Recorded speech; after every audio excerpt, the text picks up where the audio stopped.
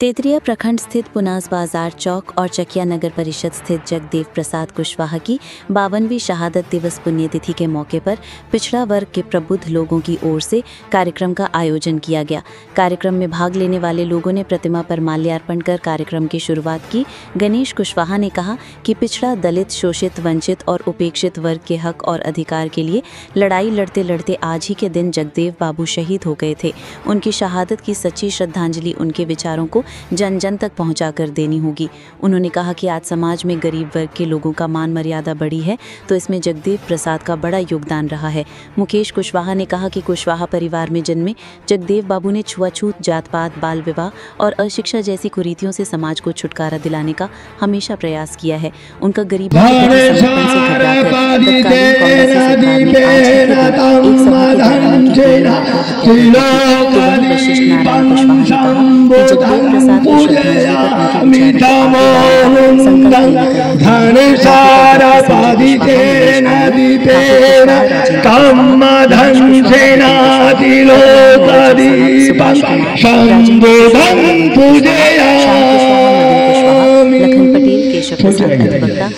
जिस तरह से इंसान को हवा दिखता नहीं है लेकिन हवा है, ऑक्सीजन दिखता नहीं है लेकिन जिंदगी जीने के लिए ऑक्सीजन है, उस तरह से बेशक जगदेव बाबू सशरीर अभी उपस्थित नहीं हो, लेकिन उनका विचार, उनका सिद्धांत, उनका नीति आज भी जिंदा है और जिंदा रहेगा।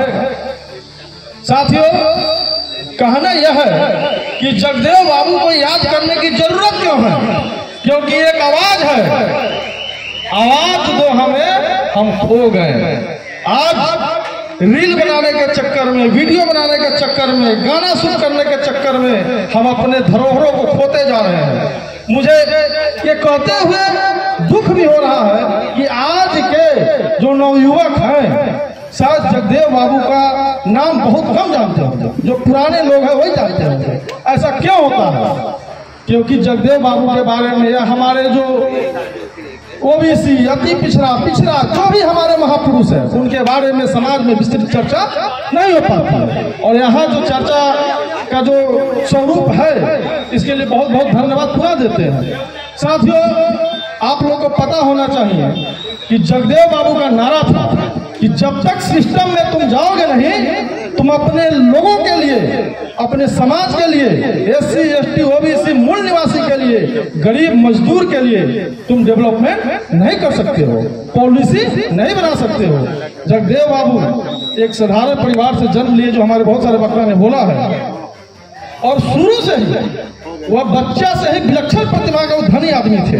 आपको याद होगा जगदेव बाबू जब किशोरावस्था में आए, जवानी के दहलीज पर रखे, तो उन्होंने एक भोजपुर साइड में, रोहतास साइड में एक प्रचलन था, पचकठिया प्रचलन, जिसमें जमींदार का हाथी किसी भी इंसान, गरीब, गुरबा, मूल निवासी, SC, OBC के खेत में 5 कट्ठा धान चढ़ जाता था।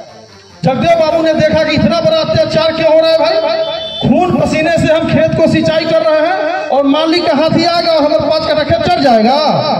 जगदेव बाबू ने वहीं से क्रांति का शंखनाद किया, बिगुल फूका और महावत को भी 2-4 पटकनियां लगाया और हाथी को भी चहटा, और वहीं से उनका आंदोलन का प्रथम आंदोलन वही माना गया है जो पचकठिया आंदोलन है, जिसमें हाथी के, जमींदार के हाथी को उन्होंने खेत में से चहर दिया और ये अपने समाज के लोगों को, OBC, अति पिछड़ा और दलित लोगों को बैठक बुलाया और कहा कि आज के बाद अपने खेत में किसी जमींदार के हाथी को 5 कट्ठा खेत नहीं चलने देना है। जगदेव बाबू वो चीज है।